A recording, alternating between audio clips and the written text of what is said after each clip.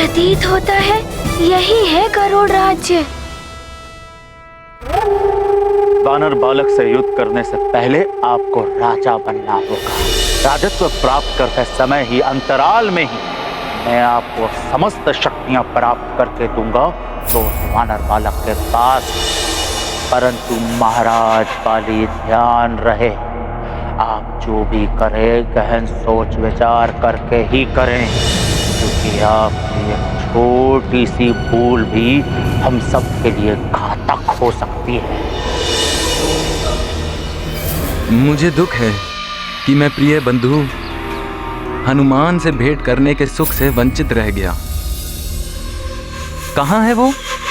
वाली, गरुड़ों और नागों के बीच में युद्ध की स्थिति उत्पन्न हो गई है। हनुमान उसे रोकने गरुड़ राज्य गया है। हनुमान को इस युद्ध के बारे में कैसे ज्ञात हुआ?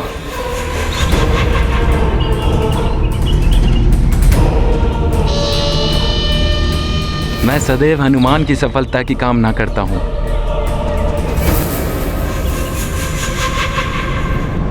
हनुमान, हम गरुड़ राज्य पहुंचने वाले हैं।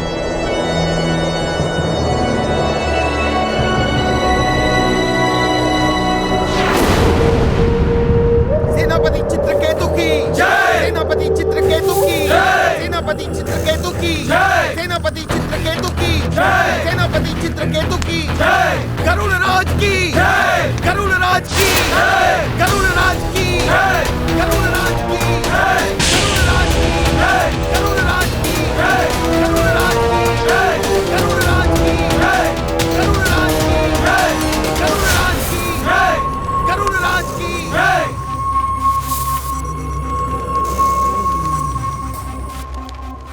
गरुड़ राज्य के वीर गरुड़ सैनिकों, यूं तो नागों से सौहार्द बनाए रखने के लिए हमने उनसे संधि कर ली थी, किंतु हमारे राज्य में पुनः नागों ने अवैध रूप से प्रवेश करने का दुस्साहस किया है।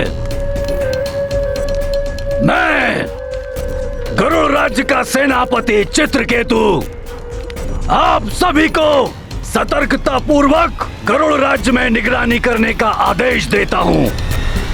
हम नागों को अपने राज्य में नहीं आने देंगे।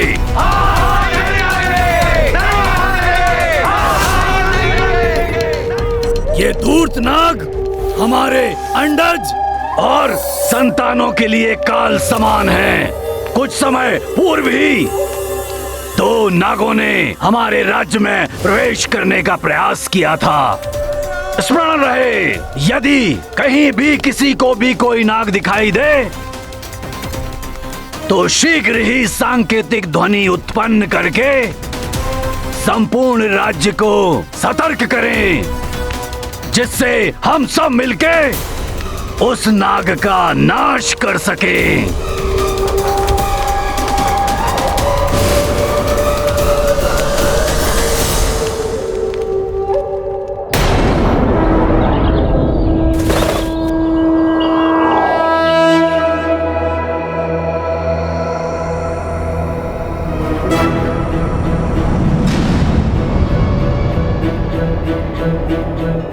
नागभूषण, हनुमान जिसके साथ हो उसे तो कोई भय हो ही नहीं सकता। भयमुक्त रहो मित्रों, सब कुशल ही होगा।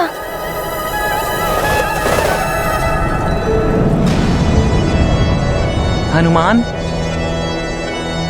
ये गरुड़ महाद्वार है, यहीं से आरंभ होता है गरुड़ राज्य।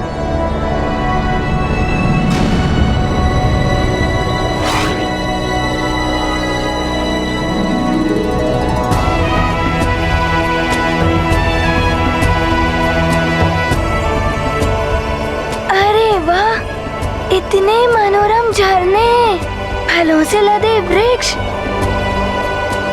जितांतक तुम्हारा गरुड़ राज तो बहुत ही सुंदर है।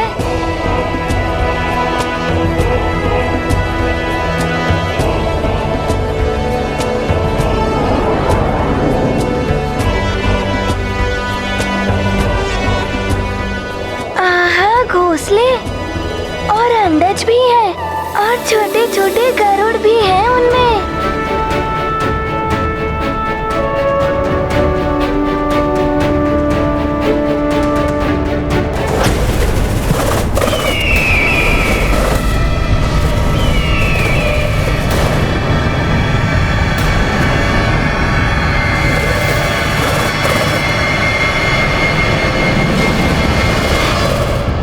इन्हें हुआ क्या है?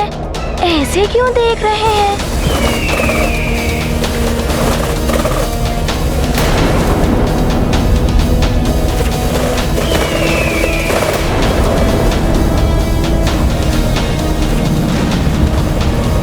ये क्या कर रहे हैं? किसी संकट के संकेत तो नहीं है ये? हनुमान, हमें शीघ्र चलना होगा। हमें अविलंब महाराज जटायु से मिलना चाहिए।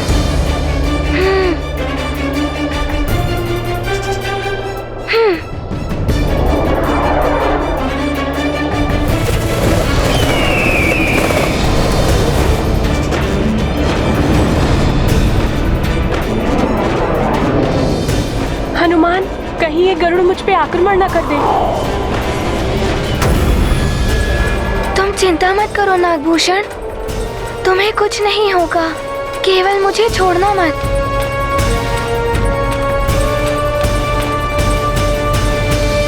तपस्वी युवराज वाली की जय। तपस्वी युवराज वाली की जय। युवराज वाली की सुमेरु में भी मरकट हनुमान मुझे मिल नहीं पाया। बच गया वो मुझ महानतम से।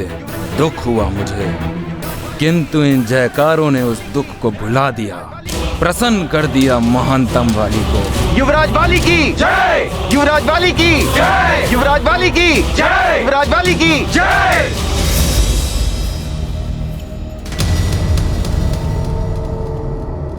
पुत्र वाली, मेरा पुत्र वाली।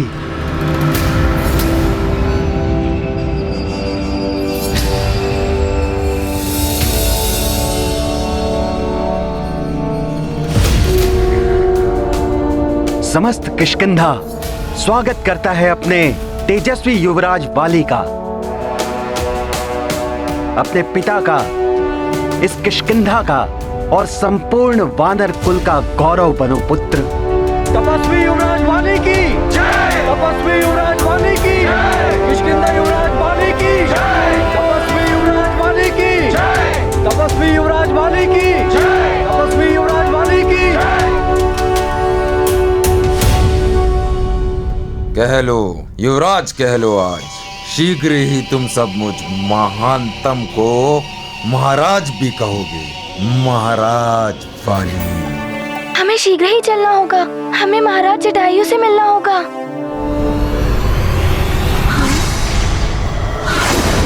गरुड़ सैनिक,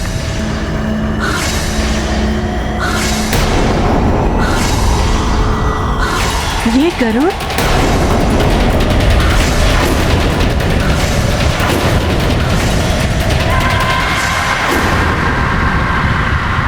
बाली भैया, आप आ गए। भैया, आपके बिना तो जीवन जैसे सूना हो गया था। भैया, मुझे विश्वास है कि आपने वरदान प्राप्त कर ही लिया होगा।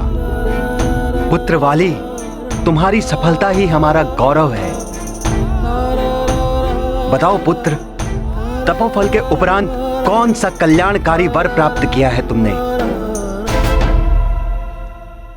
पिताश्री, आपके इस पुत्र ने जो पाया है वरदान में, वो कदाचित ही किसी ने प्राप्त किया होगा। मुझे तुमसे यही आशा थी। शीघ्र ही सबको ज्ञात हो जाएगा।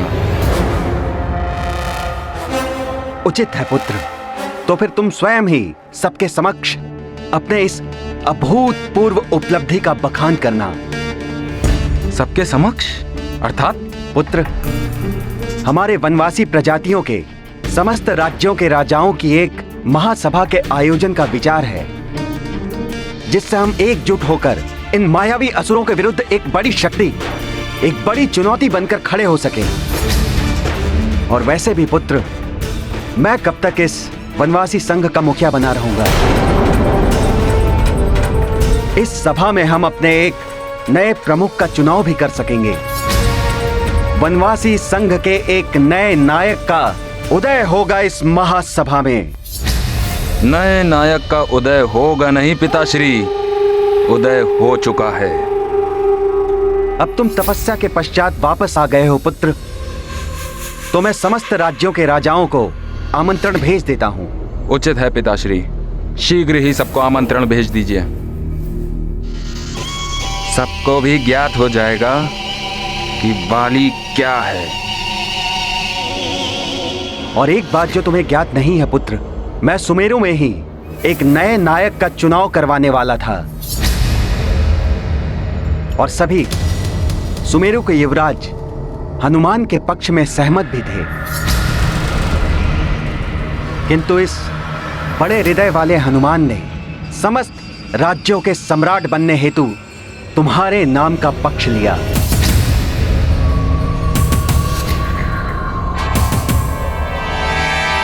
वाली सर्वसमर्थ है, सम्राट बनने योग्य मात्र एक ही है, ये महानतम वाली। मेरा नाम सुझाने के लिए मुझ महानतम को कोई आवश्यकता नहीं है उस मरकट के समर्थन की।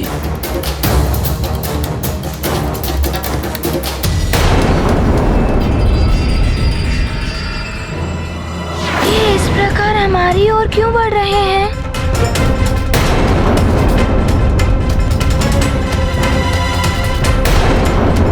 हम तो नागों से शत्रुता भूले बैठे थे, किंतु धूर्त नाग कभी सीधी चाल नहीं चलते। पुनः शत्रुता का काम किया है नागों ने। वानर, तुमने इस नाग बालक को गरुलोक में लाकर इसके प्राणों को संकट में डाल दिया है। रुक जाइए, मैं सुमेरु के महाराज केसरी जी का पुत्र हनुमान हूँ और मैं यहाँ युद्ध करने नहीं आया हूँ, किंतु मैं तो शांति का संदेश लेकर आया हूँ। शांति का संदेश इन नागों के साथ असंभव। आप सब पीछे हट जाइए।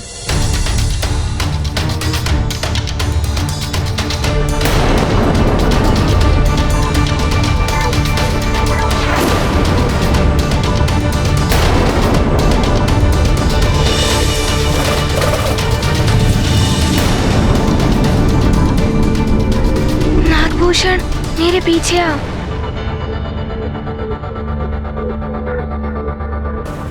सैनिकों, सेनापति चित्रकेतु, आप यहाँ?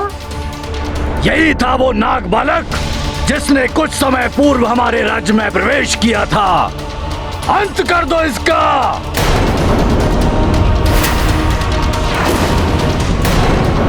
ऐसा मत कीजिए, मेरी बात सुनिए। सुनेंगे तुम्हारी बात भी वानर बालक, किंतु इसका वध करने के पश्चात। देखिए, मैं कह रहा हूँ, रुक जाइए।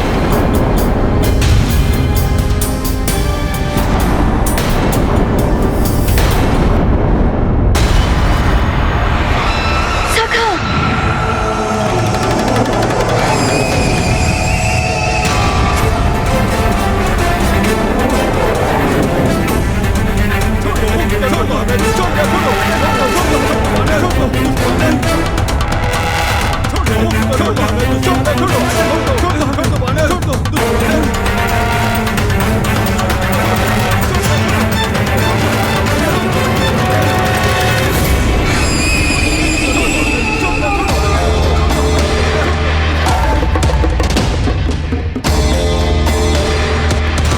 वानर बालक, छोड़ दो इनके अस्त्र।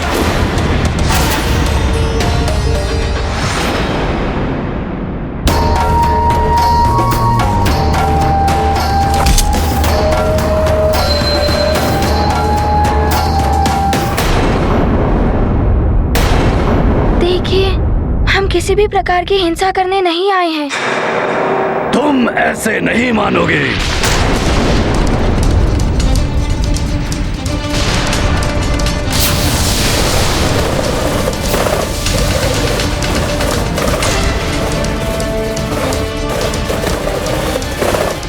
हनुमान, छोड़ दीजिए हनुमान को।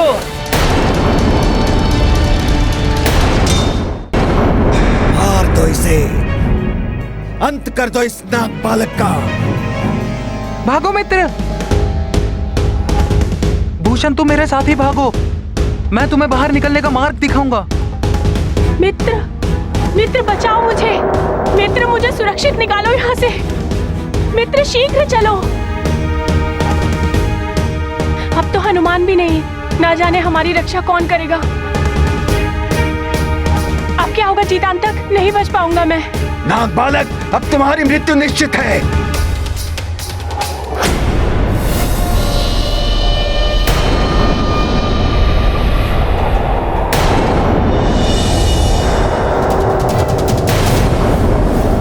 बस भी कीजिए गरुड़ जी, और कितनी दूर उड़ाते हुए ले जाएंगे आप हनुमान को?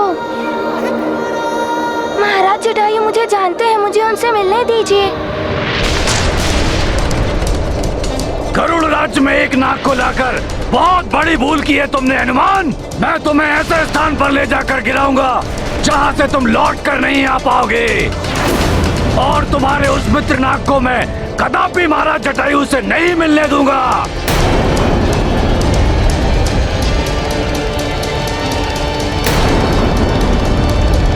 क्षमा कीजिए गरुड़ जी, आपकी ये अभिलाषा पूर्ण नहीं हो पाएगी। हनुमान को महाराज जटायु से मिलना है। अब आप हनुमान को अधिक दूर नहीं ले जा पाएंगे।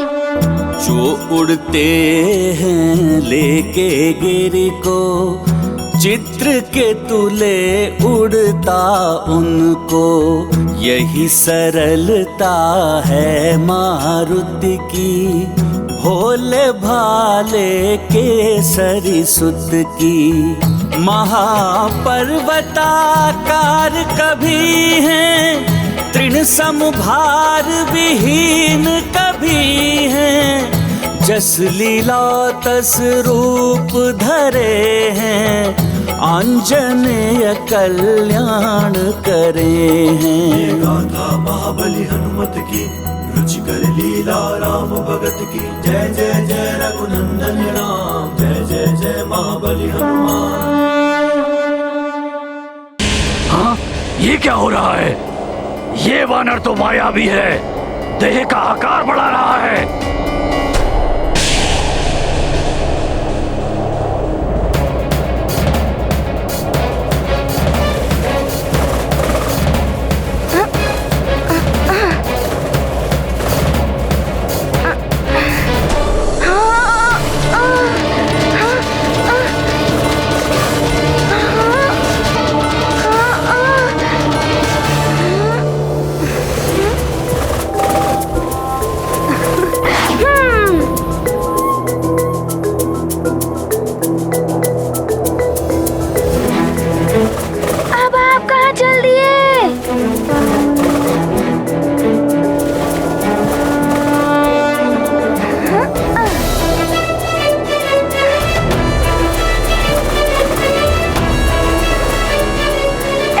नहीं छोड़ूंगा। आप हनुमान को यहाँ तक ले आए, अब आपको ही हनुमान के साथ चलना होगा।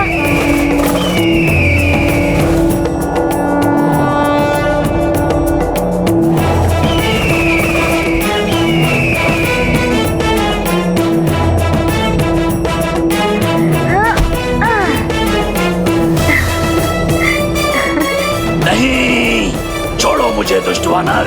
अब आप चिंता मत कीजिए, अब हनुमान आपको भ्रमण कराएगा।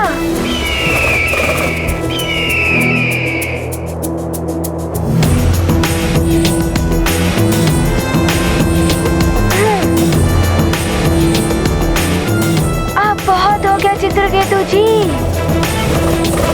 चलिए।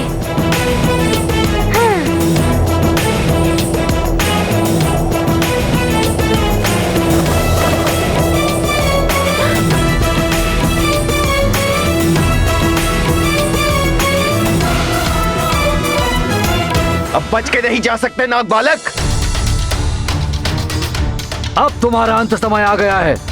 नहीं, ऐसा मत कीजिए, मुझे छोड़ दीजिए। मारो इसे। नहीं, इसे छोड़ दो, ये मित्र है मेरा, ये किसी का शत्रु नहीं। ना ही इसने यहाँ कोई संकट उत्पन्न किया है। गरुड़ होकर नाग का पक्ष लेते हो, अभी बताता हूँ इसे। नहीं, मत करो ऐसा।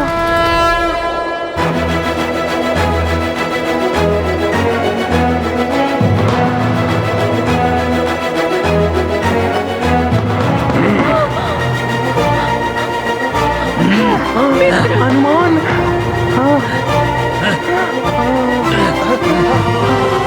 हनुमान भैया आप आ गए। मित्र हनुमान बचाओ मुझे। हनुमान लीजिए, मुक्त किया आपको।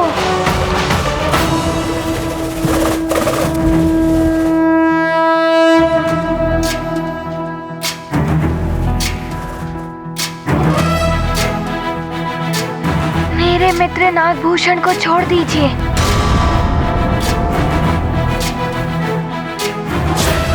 ये कदापि नहीं हो सकता।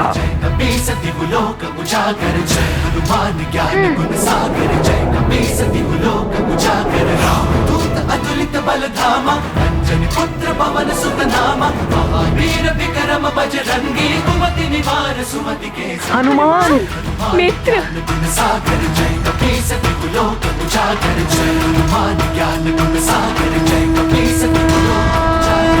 रुक जाइए चित्रकेतु जी, मैं और ये नाग बालक आपके शत्रु नहीं हैं, इसीलिए आप हमसे शत्रुता मत कीजिए। हमें बस महाराज जटायु से मिलना है, हमें उनसे मिलने दीजिए। महाराज जटायु, महाराज जटायु,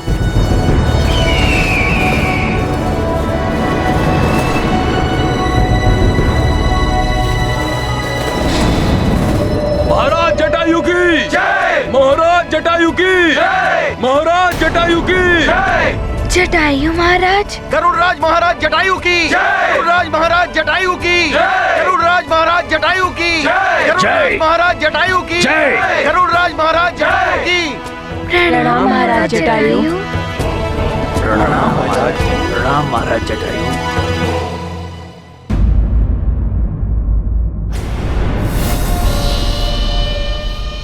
वाली,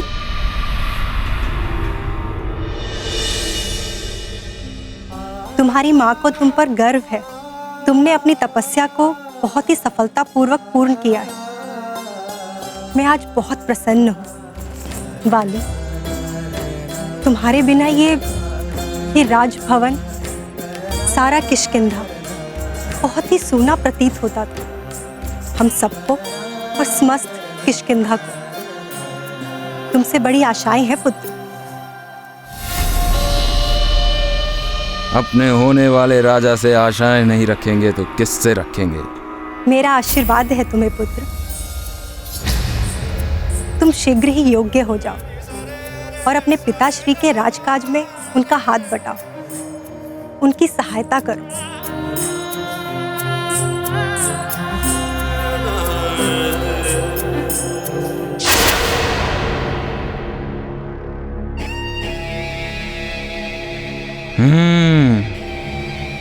सहायता तो करेगा ही ये महानतम।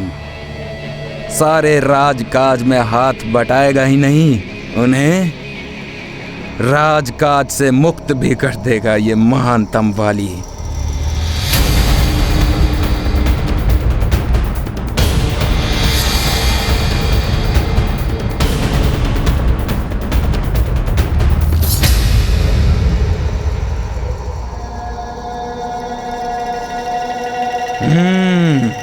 समय आ गया है समस्त राजाओं की सभा बुलाने का, सबको मुझ महानतम वाली की अधीनता स्वीकार करने का।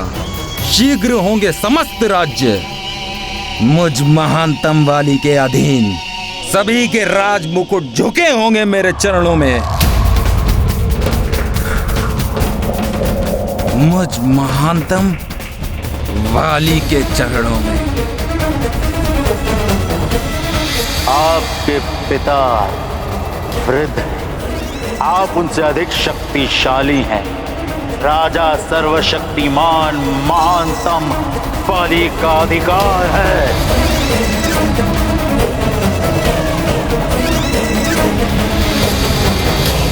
लंकेश रावण, आपका कथन सत्य होगा। शीघ्र ही होगी महानतम बाली के राज्य की स्थापना।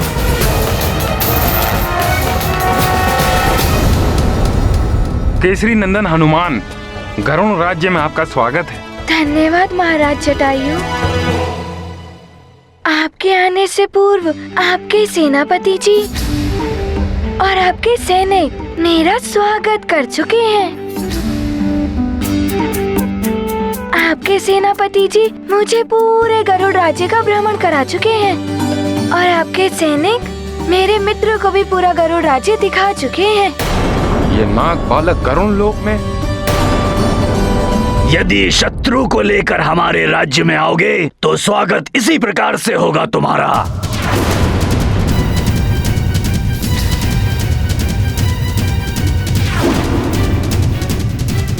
हनुमान, नाग हमारे सबसे बड़े शत्रु हैं और तुम इस नाग बालक को हमारे यहाँ लेकर आए।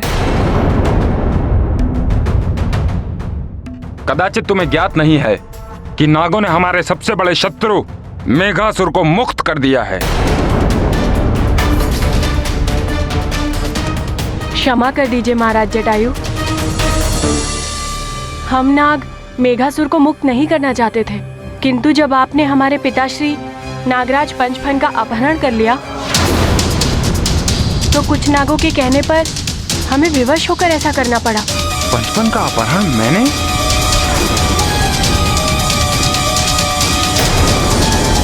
पंचफन का अपहरण? ये क्या बोल रहे हो नाग बालक तुम? अवश्य तुम्हें कोई भ्रम हुआ है। मैंने किसी का अपहरण नहीं किया। नहीं महाराज, मैंने स्वयं अपने नेत्रों से आपको उनका अपहरण करते हुए देखा है। असंभव, ये कैसे हो सकता है? नाग बालक, तुम्हारा ये दुस्साहस हमारे ही गरुड़ राज्य में आकर हमारे ही महाराज पर मिथ्या आरोप मढ़ रहे हो।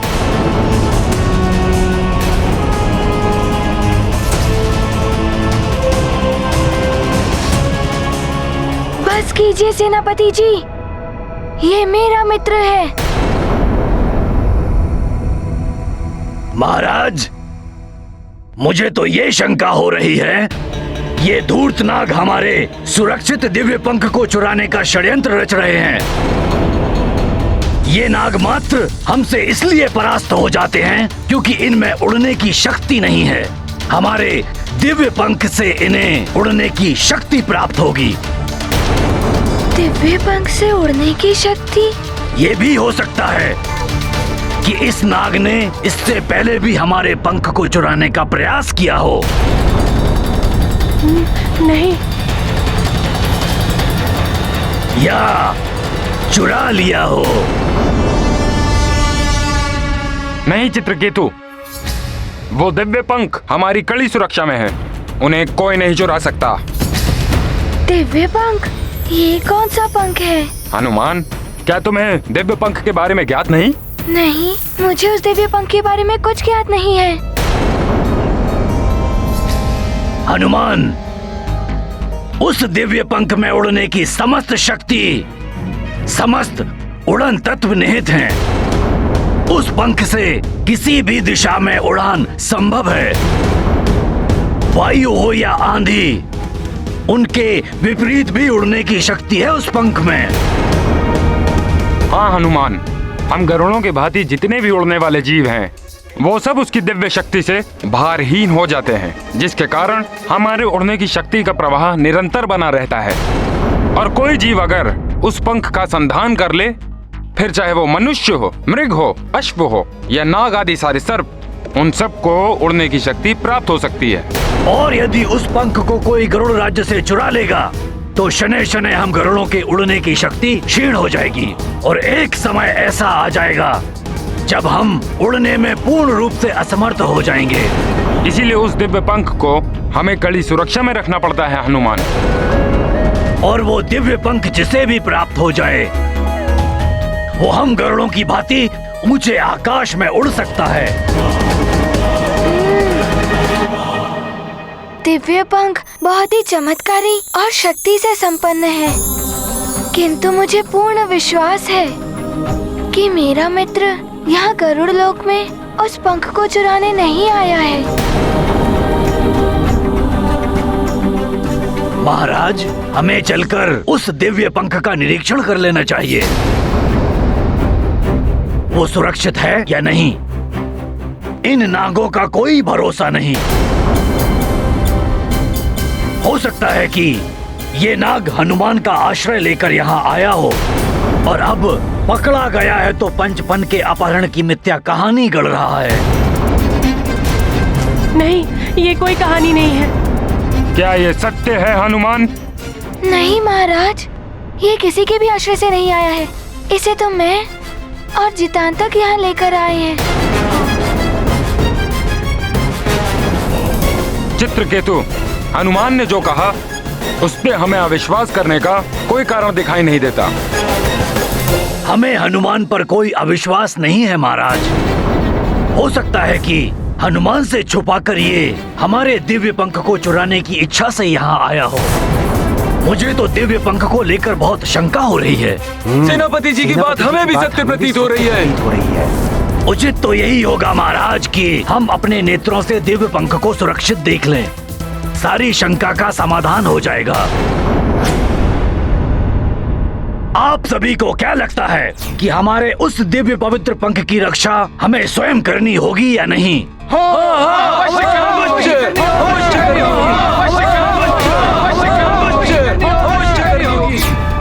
और हमारे दिव्य पंख की सुरक्षा के लिए उनका निरीक्षण करना आवश्यक है। हमें निरीक्षण करना चाहिए।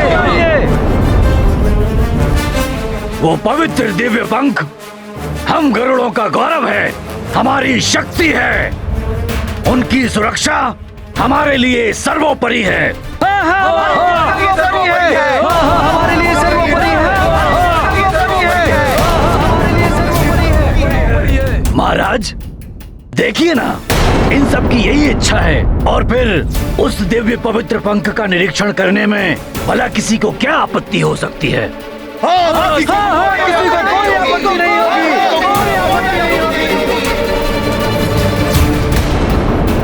उन दिव्य पंखों की सुरक्षा के लिए उसे ऐसे स्थान पर रखा गया है जिसके बारे में किसी को ज्ञात नहीं।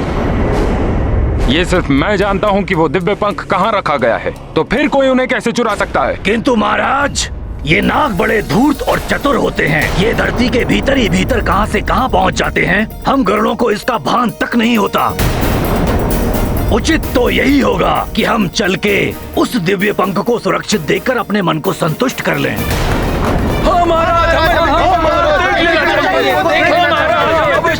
देख लेना चाहिए।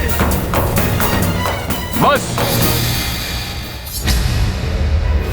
ठीक है चित्रकेतु, मैं उस पंख का निरीक्षण कर लूंगा। धन्यवाद महाराज, आपने हम सबकी बात का सम्मान रखा, किंतु परिस्थितियां बड़ी संदेहास्पद हैं।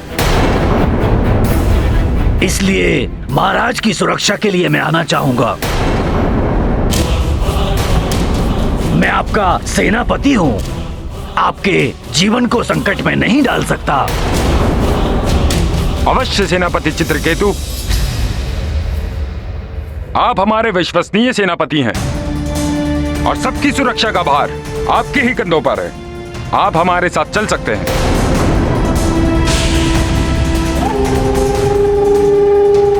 उचित है महाराज। हाँ, मुझे भी तो ज्ञात होना चाहिए कि वो दिव्य पंख कहाँ रखा हुआ है। ये सेनापति चित्रकेतु जी बार बार दिव्य पंखों को देखने का हट क्यों कर रहे हैं? किंतु यदि मैंने महाराज जटायु को रोका और वास्तव में दिव्य पंख अपने स्थान पर नहीं हुआ, तो समस्त नाग संदेह के घेरे में आ जाएंगे। उचित तो यही होगा कि मैं सावधान रहूं और महाराज जटायु के साथ जाऊं दिव्य पंख देखने। धन्यवाद महाराज, जो आपने मुझे साथ चलने की अनुमति देकर मुझ पर विश्वास जताया। महाराज जटायु, मुझे भी ले चलिए ना वहाँ। हनुमान भी बहुत उत्सुक हो रहा है उस दिव्य पंख को देखने के लिए। अवश्य हनुमान, तुम तो हमारे परम मित्र केसरी जी के पुत्र हो, तुम हमारे साथ चल सकते हो। ये उचित नहीं है महाराज। हनुमान वानर है और किसी बाहरी।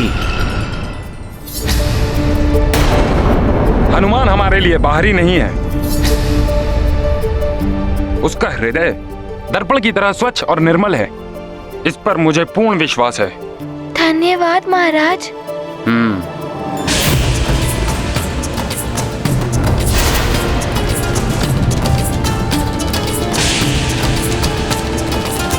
अब हमें प्रस्थान करना चाहिए, चलो। कि सेनापति चित्रकेतु जी चाहते क्या हैं?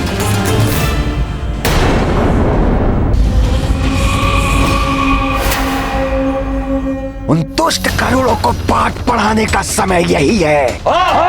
यही समय है।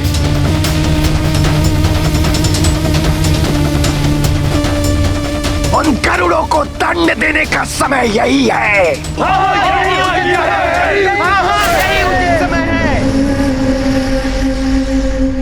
विष्ठर विकराल हूं मैं, शत्रुओं का काल हूं मैं। प्रतिशोध लेंगे हम हर अन्याय का, अपने महाराज पंचफन के अपहरण का अंत कर देंगे हम करोड़ राज्य के सभी गिद्धों का। अंत कर देंगे हम सभी गिद्धों का। अंत कर देंगे हम सभी गिद्धों का।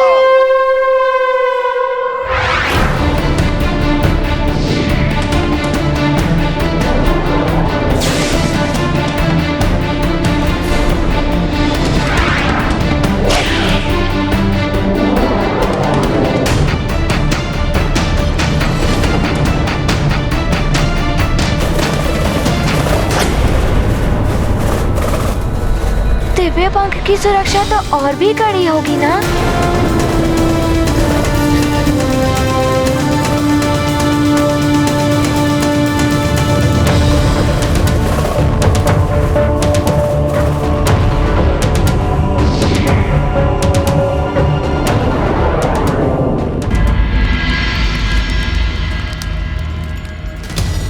वाली भैया, ये आप मुझे कहाँ लेकर आ गए? मैं तो आपको विश्राम कक्ष लेकर जाने वाला था। आपने वर्षों तक तप किया है, अब आपको विश्राम की आवश्यकता है।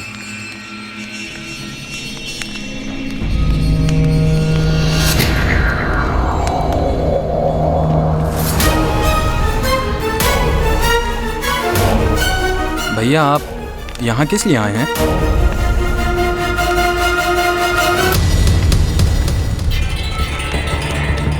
वाली भैया तो सिंहासन की ओर बढ़ रहे हैं। क्या करना चाहते हैं ये? क्या चल रहा है इनके मन में?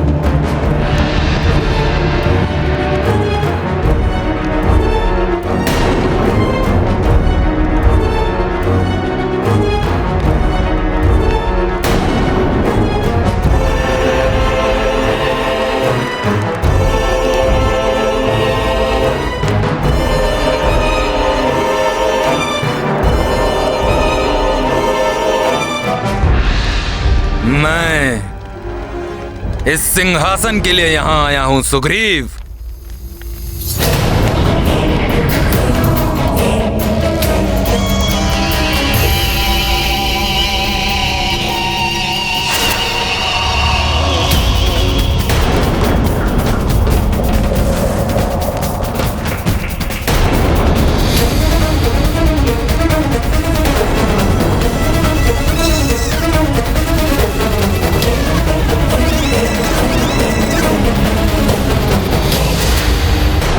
ये क्या किया आपने भैया? आपको इस प्रकार पिताश्री के सिंहासन पर नहीं बैठना चाहिए। ये अधिकार मात्र एक राजा का ही होता है। सत्य कह रहे हो तुम सुग्रीव। राजा को ही बैठना चाहिए और राजा ही बैठा है यहाँ।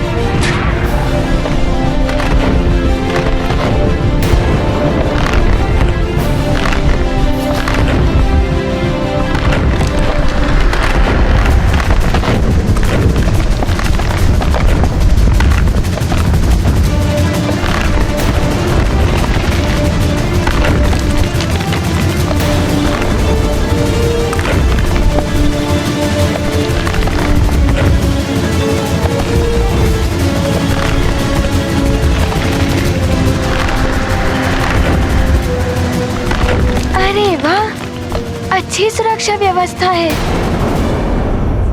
अद्भुत। तो ये है गुप्त रहस्य उस दिव्य पंख तक पहुंचने वाले मार्ग का। हाँ, यही वो रहस्यमयी सुरंग है जिनका रास्ता दिव्य पंख तक जाता है।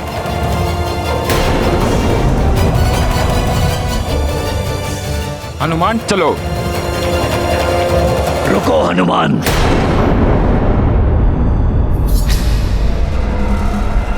महाराज ने तुम्हें जाने की अनुमति दी है, इस नागभूषण को नहीं।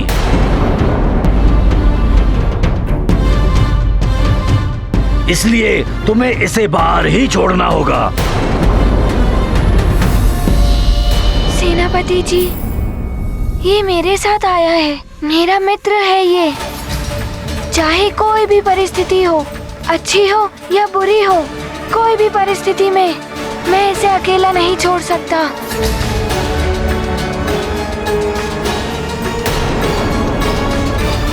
हनुमान ठीक कह रहा है चित्रकेतु। अपने रहस्य शत्रुओं को नहीं बताए जाते हैं महाराज। और ये तो नागपुत्र है, नाग हम पर कभी भी आक्रमण कर सकते हैं। इस नाग बालक के कारण कोई भी संकट उत्पन्न हो सकता है, इसलिए इसे जाने की अनुमति नहीं दी जानी चाहिए।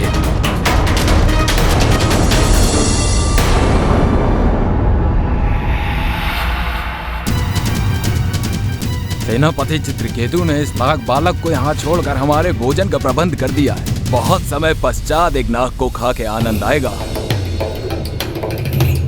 यदि भूषण बाहर रहा तो इसके प्राण अवश्य संकट में पड़ जाएंगे। क्या इस नाग बालक के कारण कोई भी संकट उत्पन्न हो सकता है, इसलिए इसे सुरंग के अंदर दिव्य गरुड़ पंख के पास जाने की अनुमति नहीं दी जानी चाहिए। हनुमान, कहीं ये गरुड़ मुझ पे आक्रमण न कर दे। तुम चिंता मत करो नागभूषण, तुम्हें कुछ नहीं होगा, केवल मुझे छोड़ना मत। यदि ऐसा है तो मैं भी अपने मित्र को अकेला नहीं छोड़ूंगा, मैं भी इसके साथ यही रहूंगा। नहीं मित्र हनुमान, आप जाइए।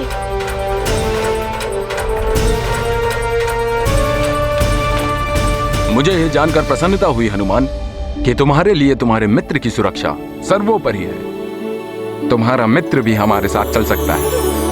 किंतु महाराज, यदि इस नाग बालक के कारण कोई संकट उत्पन्न होता है तो हनुमान ही उसका उत्तरदायी होगा। उचित है, यदि मेरे मित्र से कुछ अनुचित हुआ तो उसका उत्तरदायित्व मेरा होगा। अब तो ठीक है चित्रकेतु, अब तो कोई आपत्ति नहीं है ना आपको? चलिए सब मेरे साथ प्रस्थान कीजिए। धन्यवाद जटायु जी।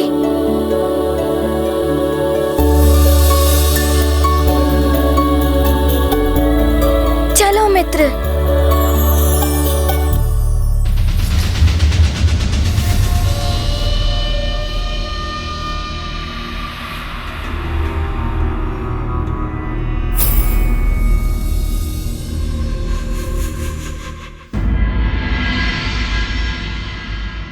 मंत्री जी।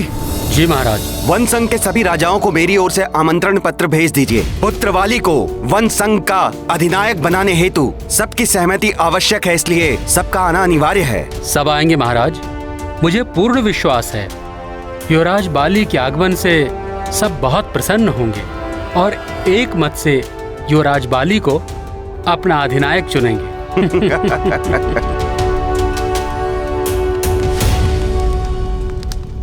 अब यह हास परिहास छोड़िए भैया, प्रतीत हो रहा है कि पिताश्री इसी ओर आ रहे हैं। उनके आने से पूर्व ही आप इस सिंहासन से उठ जाइए।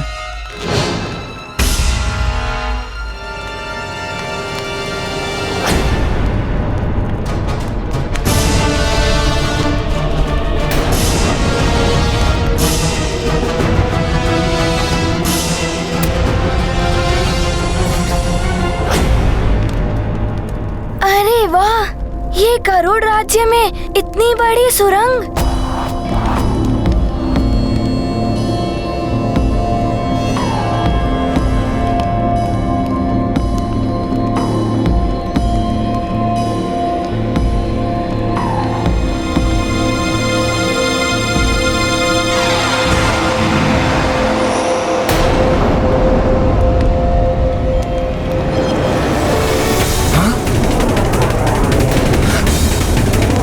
हनुमान सावधान।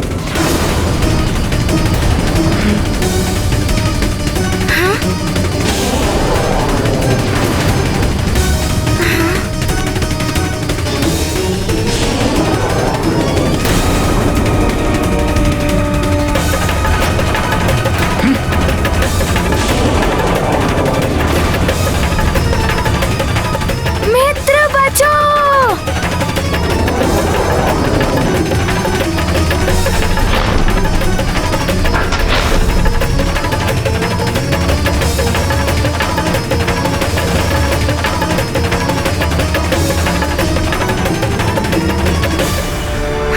अच्छा हुआ हनुमान कि तुम लोग बच गए।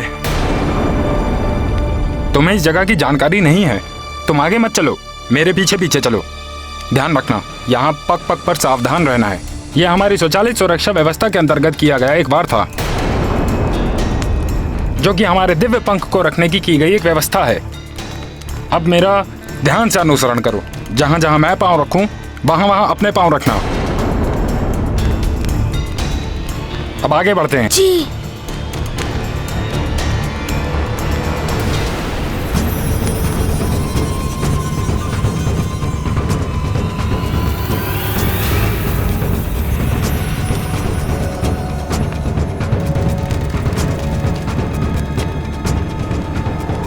युवराज, ये क्या? आप सिंहासन पर? यह आपको शोभा नहीं देता। आप अभी युवराज हैं।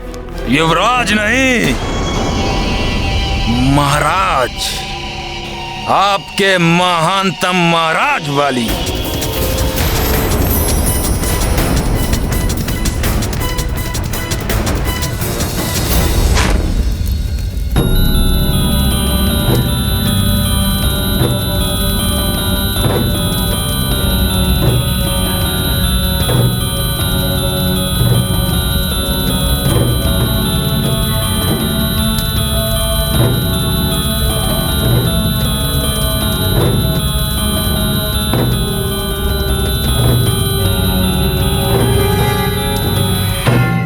परिहास कर रहे हो पुत्रवाली?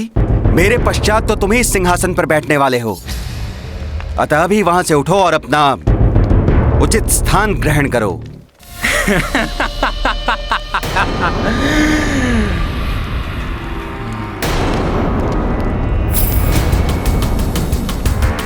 पिताश्री, यही सर्वोत्तम स्थान है मुझ महानतम बाली के लिए। हाँ, आप अवश्य अपने लिए कोई उचित स्थान ढूंढ कर ग्रहण कर लीजिए। वाली,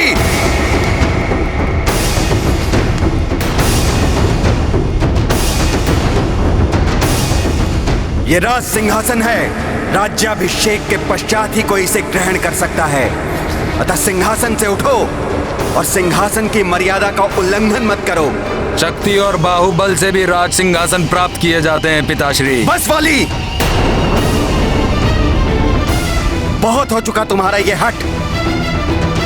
कदाचित तुम नहीं जानते कि ये राजद्रोह है। अतः वहां से उठो, अन्यथा मुझे अपने राज्य अधिकार का पालन करते हुए तुम्हें दंडित करना होगा। पिताश्री, आंधियों के चलने से वृक्ष उखड़ जाते हैं, पर्वत नहीं हिलते। वाली पर्वत है, उसे हिलाने का प्रयास भी मत कीजिए, क्योंकि यहाँ किसी को भी ज्ञात नहीं है कि महानतम वाली, वरदान प्राप्त वाली क्या कर सकता है।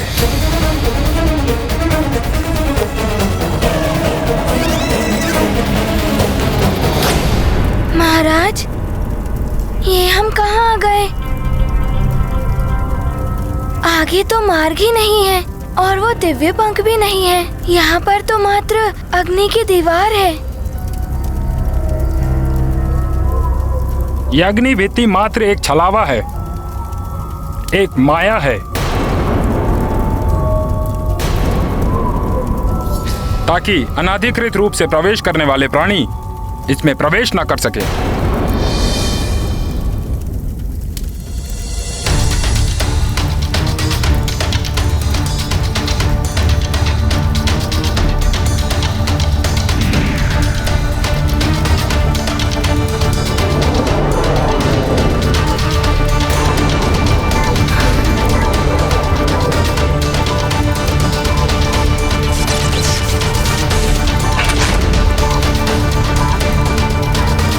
वास्तव में तो ये उस दिव्य पंख तक जाने वाला रहस्यमय द्वार है।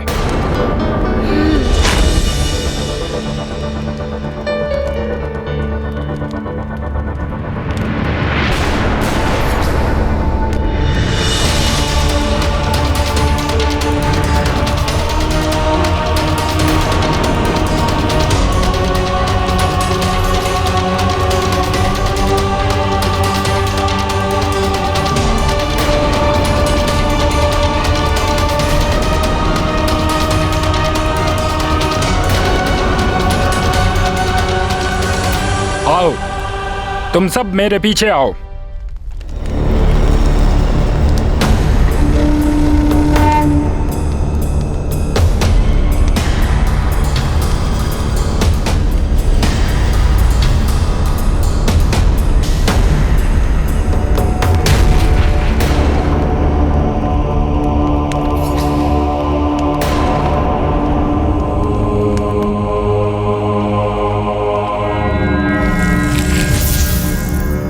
ये हमारे खग विद्या के मंत्र रक्षक आचार्य हैं हनुमान।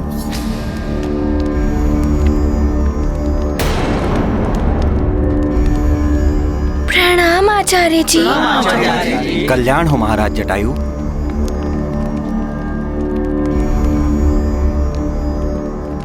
ये है हम गरुड़ों की दिव्य शक्ति, हमारे दिव्य पंख, जिन्हें 10 दिशाओं और 14 भवनों के केंद्र स्थल में स्थापित किया गया है।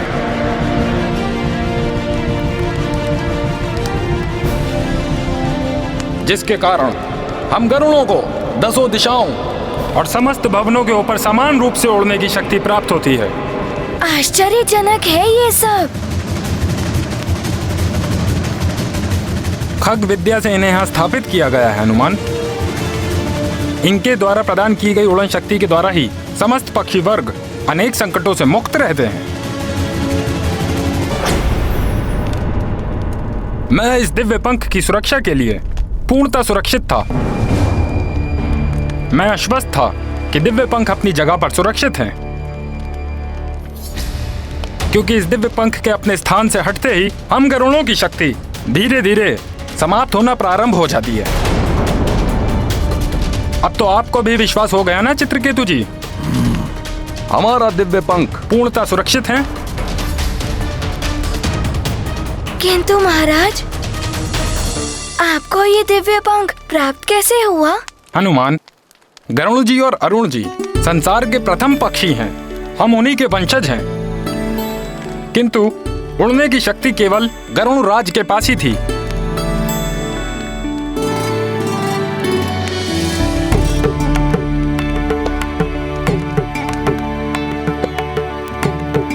इसीलिए उन्होंने हम गरुड़ों के कल्याण के लिए अपने इस दिव्य पंख को अभिमंत्रित कर हमें प्रदान कर दिया था।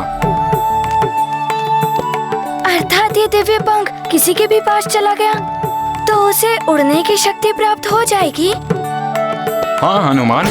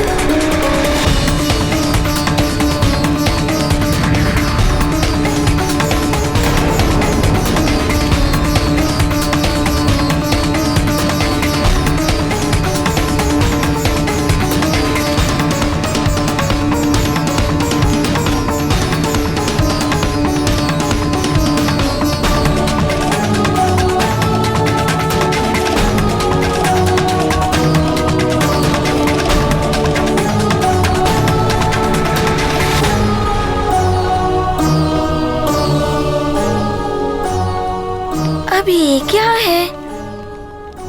किंतु इस पंख की शक्ति का संधान तभी हो पाएगा जब उस जाति के लोग यज्ञ द्वारा दिव्य पंख को अभिमंत्रित कर इसको अपने पास रखें। और जब तक ये पत्र उनके पास रहेगा, उनको उड़ने की शक्ति प्राप्त होती रहेगी।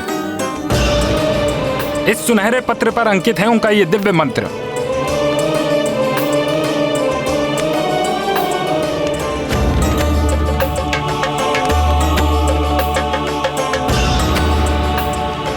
लीजिए राजपुरोहित जी, इसे सुरक्षित स्थान पर पुनः रख दीजिए।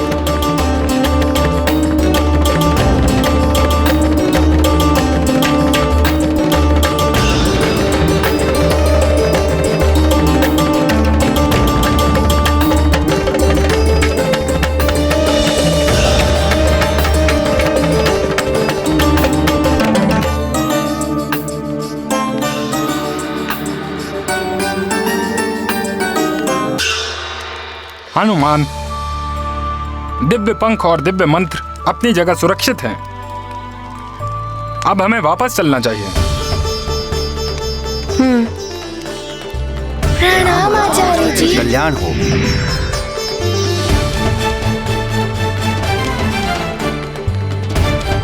चलिए।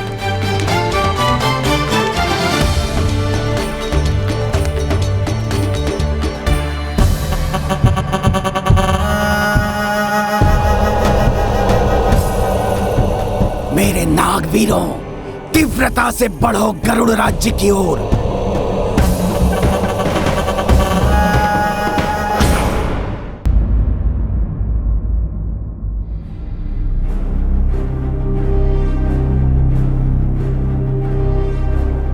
एक क्षण हनुमान।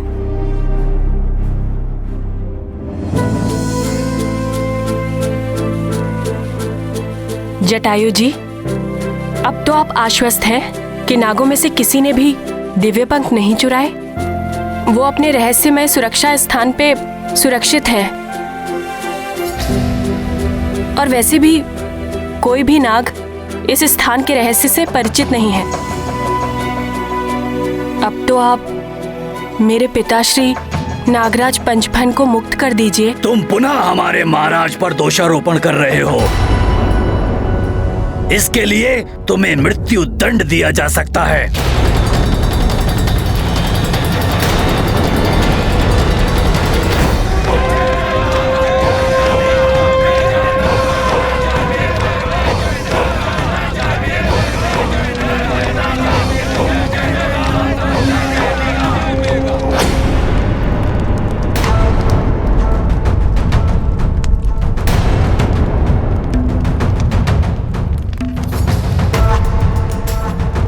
क्या हुआ? प्रतीत होता है जैसे सर्प सूंघ गया हो सबको।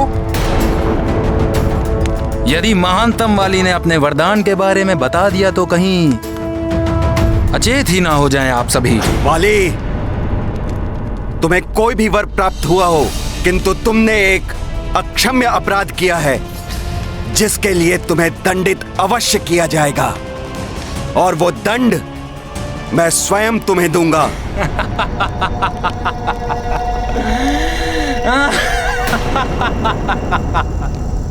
किस अधिकार से? राजा अब मैं हूं। मैं बैठा हूं किष्किंधा के राज सिंहासन पर। स्वीकार कर लीजिए पिताश्री कि अब आप राजा नहीं रहे। वाली पुत्र, तुम तो ऐसे ना थे। राज सत्ता, राज सिंहासन, प्रभुता, महत्वाकांक्षा सब करा देती है पिताश्री। वाली भैया, आप पिताश्री का अपमान कर रहे हैं। सुग्रीव, बस वाली। उद्दंडता की सारी सीमाएं लांघ चुके हो तुम। अब तुम्हें दंड अवश्य मिलेगा।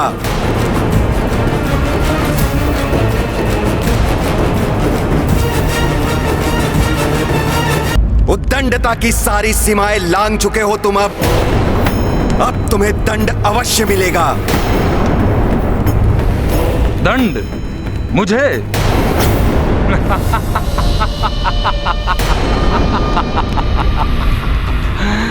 सूर्य को दीपक से जलाने का प्रयास करोगे या लोह को लकड़ी से काटने का? पिताश्री, अब इस संसार में कोई भी शेष नहीं है जो मुझ महानतम वाली के समक्ष 2 पल भी टिक सके।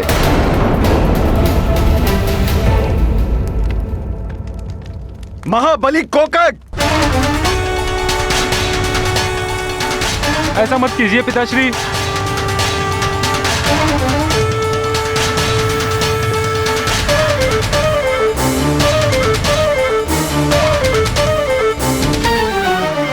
प्रणाम महाराज।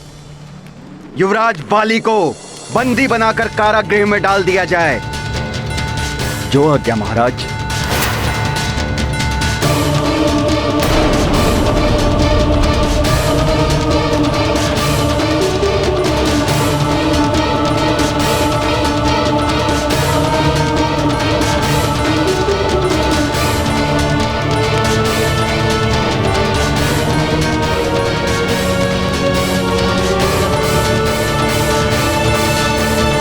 सेनापति जी, यदि आपने शीघ्र ही महाराज पंचफन को मुक्त नहीं किया तो सारे नाग आक्रमण कर देंगे।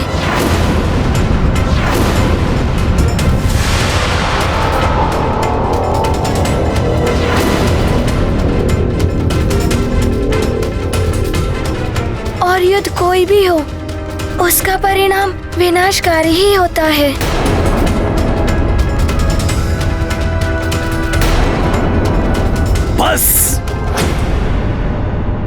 बस महाराज, ये नाग बालक बार बार आपके ऊपर दोषारोपण कर रहा है। अन्य कोई होता तो अब तक उसका अंत कर चुके होते।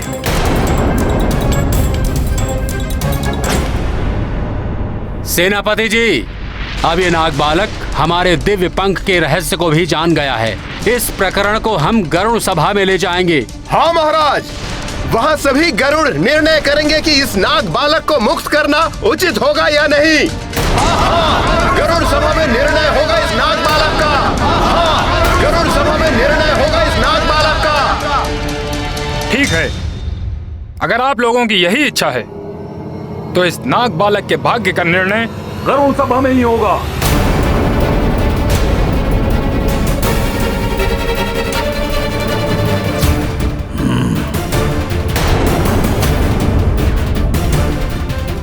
ना जाने अब मित्रभूषण के साथ क्या होने वाला है गरुड़ सभा में।